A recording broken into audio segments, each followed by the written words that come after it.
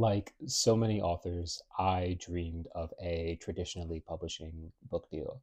I dreamed of calling my mother, calling my father, texting my friends, and telling them all of my years of hard work amounted to getting this thing. And like for a lot of authors, the desire exists, but we are not taught to investigate or ask, does the capacity exist alongside of it?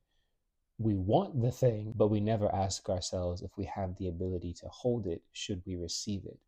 And what I mean by that is kind of exploring and sitting with this idea that sometimes our intellectual mind craves or desires or wants to bring something in, but the thing we are trying to bring in feels dangerous or unsafe to our nervous system. And as a result of that, we subconsciously or consciously push it away. And this is something that I have noticed showing up in my own writing and in my journey as an author, even in relationships prior. One of my core foundational wounds that I have been working through is one of unworthiness. And for the longest time, I believed that deserve to, I didn't deserve ease without working for it. I feel as though I needed to work hard excessively as if to justify my own existence. Like I need to become a perfectionist because being a perfectionist is the only way I can apologize for taking up space. And because I, for such a long time, fundamentally believed I was unworthy, what happened is I would subconsciously manifest these partners who affirmed what I secretly believed about myself. I thought I was unworthy and they treated me like I was. And for a long time, I was stuck in that cycle until I eventually was forced in a way that spirit loves to force us to surrender and to listen and to work through that. And it took years. And only recently have I begun to kind of question how this might have been showing up in my authorial journey and in my processes. And part of the reason for that is because I've always wanted, like consciously, I've been very aware of it, the book deal, the six-figure book deal, signing the check, seeing my stuff in print and in stores.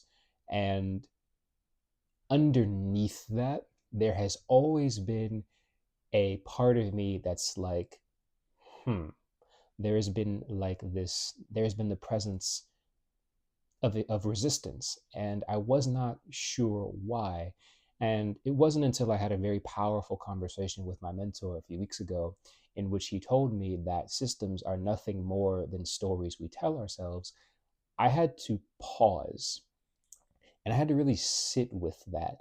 And I had to ask, hmm, what stories am I telling myself, and have I been telling myself for my almost 25 years of existence? And one of them is two things. It was twofold. One of the stories is that I am unworthy of being chosen and that I am unworthy of ease. And there's a whole I could do a whole other conversation about why those things exist in the first place, but that isn't really the point of this topic. But I recognized that's what it was.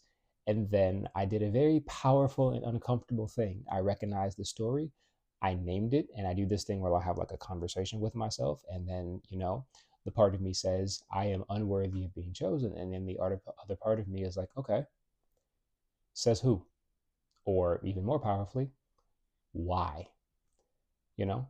Um, and I didn't have an answer for that. And it really made me begin to wonder if if that core belief, that core wound sitting inside some unhealed and traumatized younger version of myself has subconsciously been repelling this thing I have coveted for years, because I had to really think about it. Getting a book deal for me would fundamentally challenge that belief that I am unworthy of being chosen.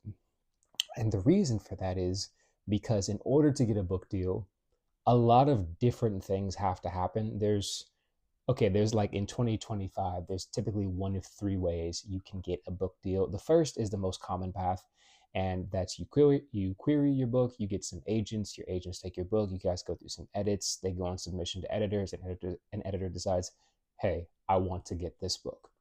Now, another method, which isn't quite as common, but it is becoming more popular and is actually how I got my audiobook, is virality, right? You post about your book on social media, it pops off, it does really well, it gets the attention of a lot of people in some powerful places. And because they want to capitalize off of that success, they're like, hey, you get an agent, you get a book deal, it happens like that, lickety split.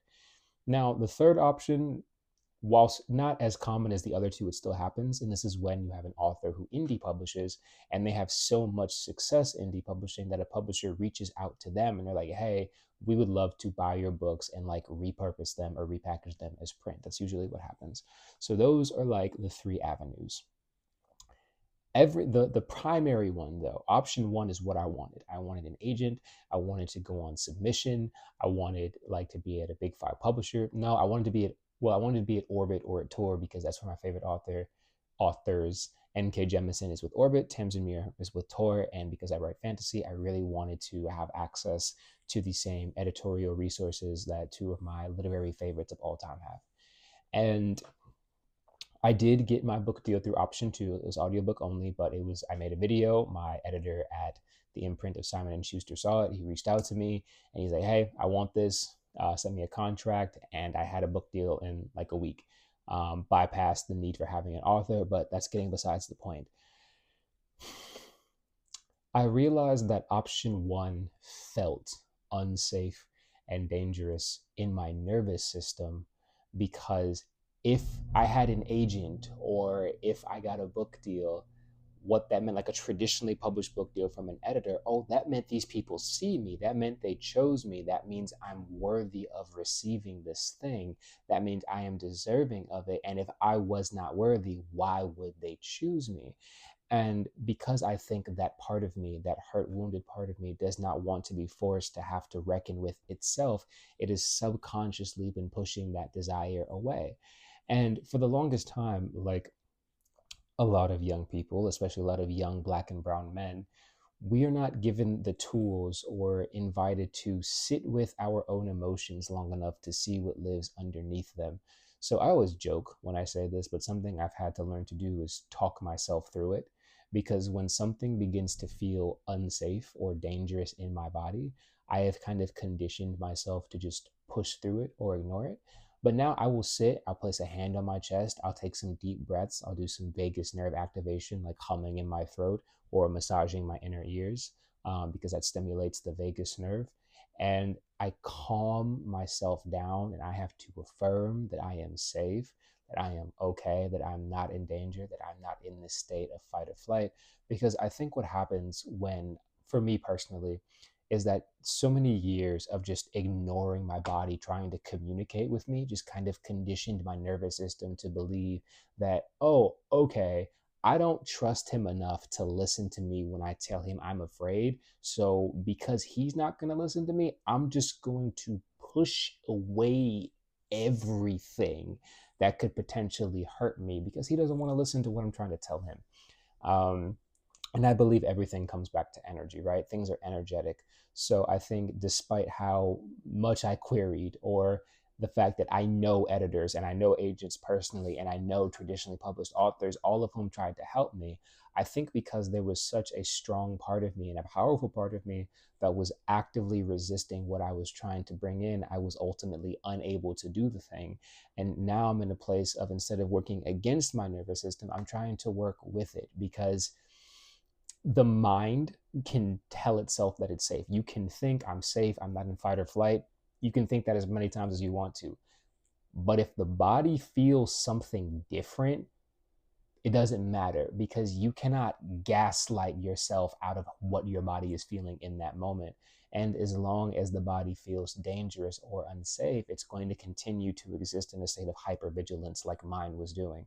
So all that is to just kind of say, I think it's important to just check in before just putting all this energy gung-ho into, I want the book deal, I want it now, I want it badly, to ask yourself, am I ready to receive it? Can I hold it? Do I have the capacity to get this thing without collapsing if I receive it? Because I had to admit to myself, if I got a 6 or 7 figure book deal right now today, there is so much that would come up, so much fear of unworthiness. And because I don't really do standalones, I think in trilogies, there's a part of me that's like, what if I can't live up to the expectations? What if they made a mistake? What if I can't write a book two that's as good as book one?